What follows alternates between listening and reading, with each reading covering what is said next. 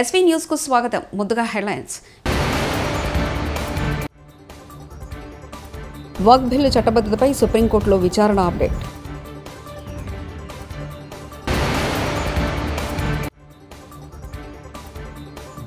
AP fibre నెట్లో ఉద్యోగులపై సర్కార్ shocking decision.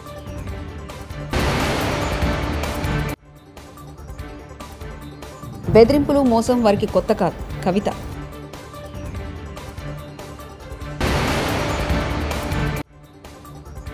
Simhadri Appanna స్వామిని దర్శించుకున్న ఏపీ మంత్రులు. ఇటీవల మోదీ సర్కార్ ఆమోదించిన వక్ఫ్ బిల్ చట్టభద్రతను సవాల్ చేస్తూ దాఖలైన పిటిషన్ను సుప్రీంకోర్టు ఇవాళ విచారణ ప్రారంభించింది. ప్రధాన న్యాయమూర్తి Justice Sanjiv Khanna, Justice Sanjay Kumar, Justice KV Viswanathan నేతృత్వంలో ధర్మాసనం ఈ విచారణ చేపట్టింది. వక్ఫ్ బిల్లు చట్టబద్ధతను సవాల్ చేస్తూ సుప్రీంకోర్టులో 10 పిటిషన్లు దాఖలయ్యాయి. ఈ పిటిషన్లు దాఖలు చేసిన వారిలో ఎంఐఎం అధినేత Asaduddin Owaisi, Congress MP Mohammad Javed, TMC MP Mahua Moitra, SP MP Ziaur Rahman, RJD MP Manoj Kumar Jha, AAP MLA Amanatullah Khan, Manipur MLA Sheikh Noorul Hasan, YSRCP DMK TVK అధినేత విజయ్, సిపిఐతో సహా కొన్ని ముస్లిం సంఘాలున్నాయి. ఇక పిటిషన్ల తరఫున సీనియర్ న్యాయవాది కపిల్ సిబాల్ వాదనలు వినిపించారు. అయోధ్య రామాలయానికి అఖిల భారత హిందూ మహాసభ తరఫున 2 కిలోల వెండి కిరీటం అందించనున్నారు. ఈ మహాసభ ఆధ్వర్యంలో గత ఏడాది అయోధ్య శ్రీరాముడు ఆలయానికి 1.75 కిలోల బరువుతో తయారు చేసిన శ్రీరామపాదం అందజేయగా ప్రస్తుతం శ్రీరాముడికి 2 కిలోల వెండి కిరీటం అందించనున్నారు. అనుప్పరపాలయంలో తమిళ నూతన సంవత్సర సందర్భంగా సోమవారం కిరీటం తయారీ ప్రారంభించారు. ఏపీ ఫైబర్ నెట్కు సంబంధించిన ప్రభుత్వం కీలక నిర్ణయం తీసుకుంది. ఫైబర్ నెట్లో దాదాపు 500 మంది ఉద్యోగులకు సర్కారు తొలగించింది. సూర్య ఎంటర్ప్రైజెస్ ద్వారా నియమించిన వారందరూ కూడా ఈ నెలాఖరుకు ఫైబర్ నెట్ నుండి అవుట్ అవ్వనున్నారు. ఇక ముందు ఎటువంటి పొడిగింపు ఉండబోదని సంస్థ యాజమాన్యం స్పష్టం చేసింది. వైసీపీ నేతలు చెప్పిన వారందరినీ గతంలో అప్పటి యాజమాన్యం ఫైబర్ నెట్లో చేర్చుకుంది. కోనో కార్పస్ చెట్లను నరకవద్దు, కోనో కార్పస్ చెట్లను నరికివేయాలని గతంలో అసెంబ్లీలో ప్రభుత్వాన్ని కోరిన స్పీకర్ గడ్డం ప్రసాద్ ఈ చెట్లు మిగతా మొక్కలన్నిటికంటే అత్యధిక కార్బన్ డైఆక్సైడ్ తీసుకొని అత్యధిక ఆక్సిజన్ అందిస్తున్నట్లు పరిశోధనలో తేలింది. ఈ చెట్ల ఆకులు తింటే ఒంట్లో చక్కెర శాతం, గొంతులో ఇన్ఫెక్షన్ తగ్గుతుందని పరిశీలనలో తేలింది.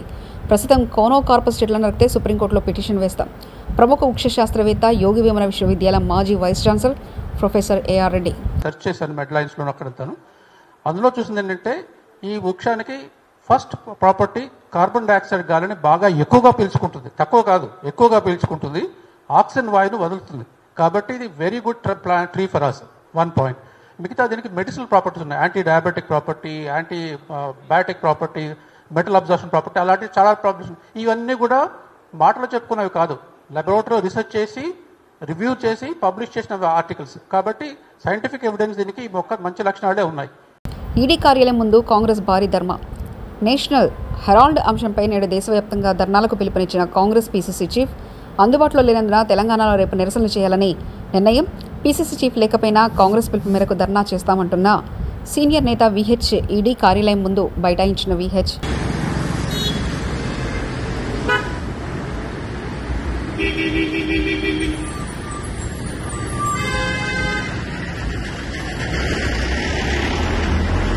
ఆంధ్రప్రదేశ్ రాష్ట్ర శాసనమండలికి ఇటీవల ఎమ్మెల్సీగా ఎంపికైన బీద రవిచంద్ర, జి శ్రీనివాసులు నాయుడులచే బుధవారం రాష్ట్ర శాసనసభ భవనంలో శాసనమండలి చైర్మన్ కార్యాలయంలో చైర్మన్ కొయ్య మోషన్ రాజు వారితో ప్రమాణం చేయించారు. తదుపరి రాష్ట్ర శాసనమండలి నియమ నిబంధనలకు సంబంధించిన పుస్తకాలతో కూడిన కిట్ బ్యాగును మోషన్ రాజు ఎమ్మెల్సీలకు అందజేశారు. ఈ కార్యక్రమంలో assembly secretary general Suryadevara Prasanna Kumar, 2 ఎమ్మెల్సీలతో పాటు వారి కుటుంబ సభ్యులు తదితరులు పాల్గొన్నారు.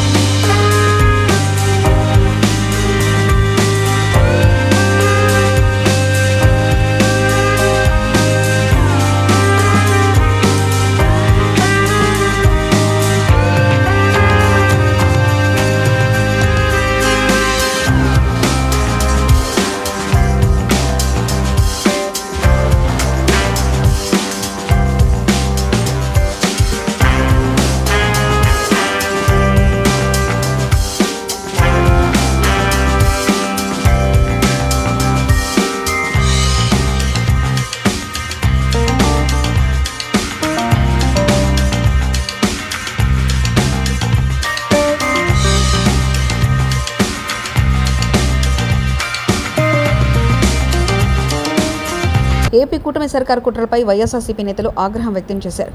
జీవీఎంసీలో బలం లేకపోయినా అవిశ్వాస తీర్మానాన్ని కూటమి నేతలు పెట్టారని ఆరోపించారు. ఈ క్రమంలో విశాఖ మేయర్పై పెట్టిన అవిశ్వాసం వీగిపోతుందని చెప్పారు.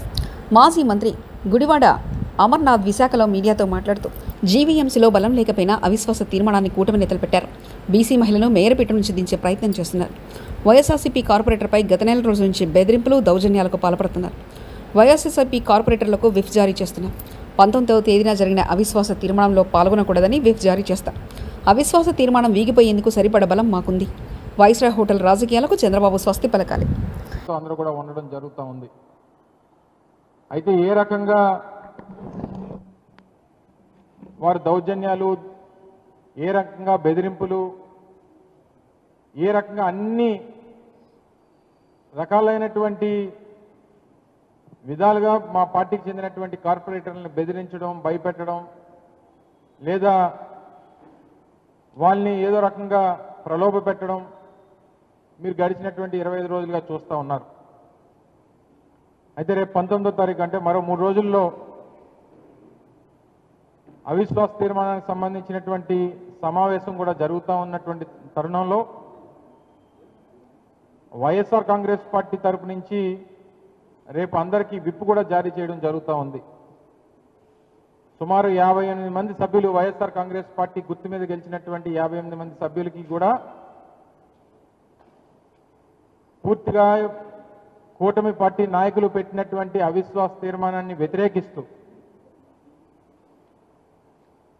రేపు 19వ తారీఖున జరగబోయేటువంటి ఆ సభను కూడా సభకి వెళ్లకుండా మేము బహిష్కరించాలని చెప్పి పార్టీ నిర్ణయం తీసుకుంది.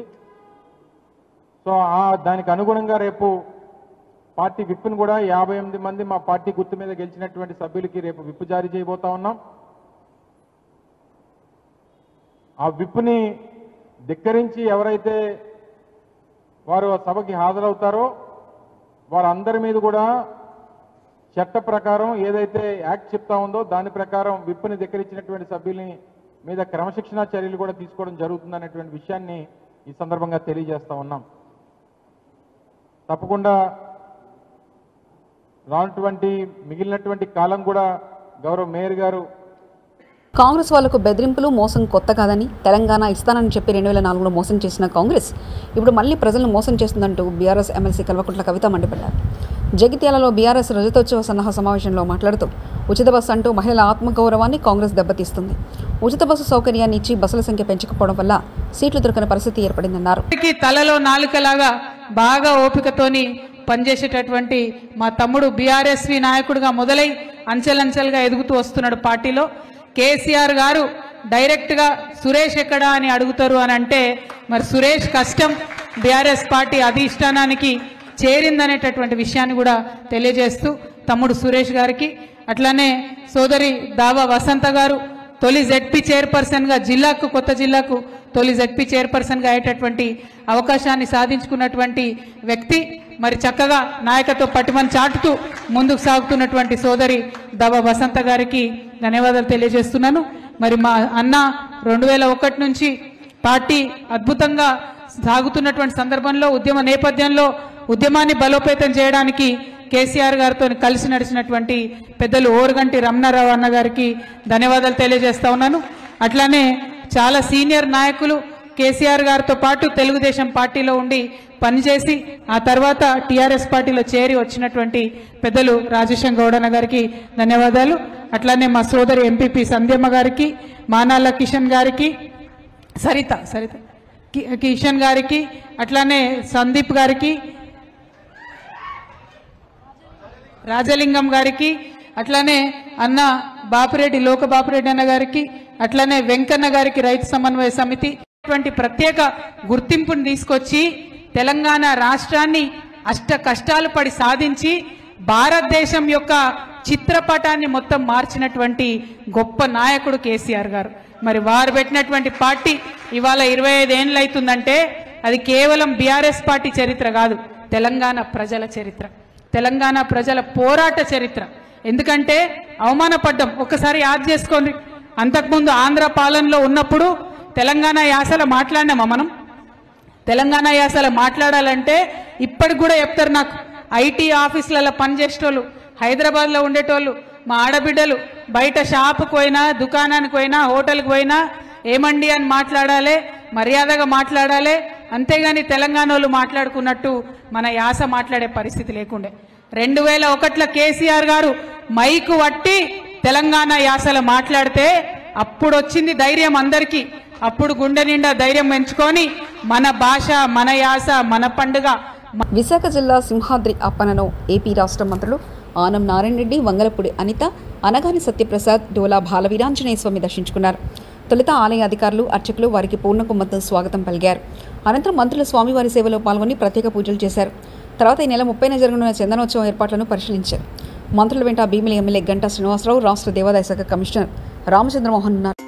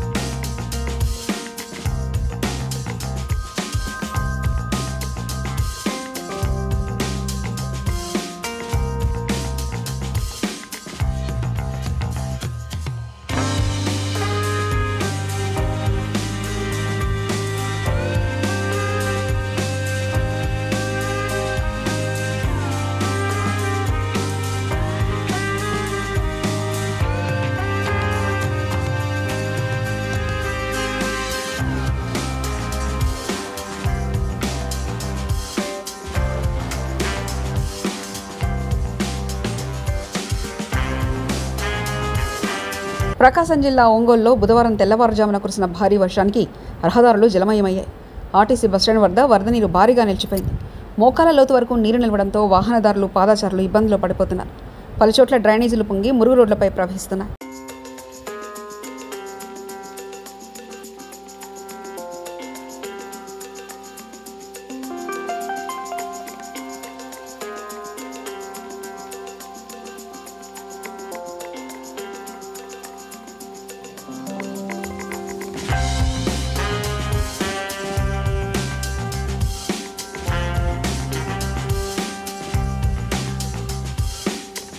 కేసీఆర్ బహిరంగ సభ వాల్ పోస్టర్ వేసిన ఎమ్మెల్యే చింతా ప్రభాకర్. హనుమకొండ జిల్లా ఎలకతుర్తిలో ఈ నెల 27వ తేదీన జరిగే రజతోత్సవ భారీ బహిరంగ సభకు సంబంధించిన వాల్ పోస్టర్ను సంగారెడ్డి ఎమ్మెల్యే చింతా ప్రభాకర్ గారు వేశారు. సంగారెడ్డి జిల్లా నుండి గులాబీ దండు వేలాదిగా కదలి తొక్కాలని బీఆర్ఎస్ పార్టీ జిల్లా అధ్యక్షులు ఎమ్మెల్యే చింతా ప్రభాకర్ పిలుపునిచ్చారు.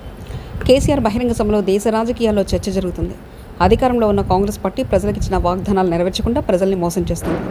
ఎన్నికలు ఎప్పుడొచ్చినా బీఆర్ఎస్ సిద్ధంగా ఉంది. బీఆర్ఎస్ను ఆశీర్వదించడానికి ప్రజలు కూడా సిద్ధంగా ఉన్నారు.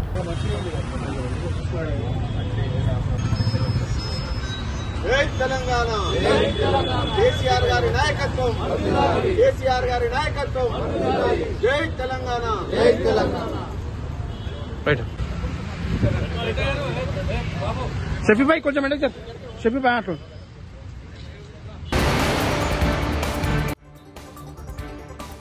వక్ఫ్ బిల్లు చట్టబద్ధతపై సుప్రీంకోర్టులో విచారణ అప్డేట్.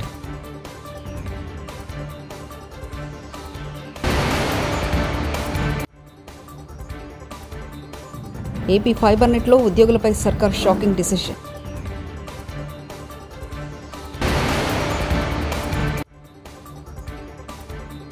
బెదిరింపులు, మోసం వారికి కొత్త కాదు. కవిత.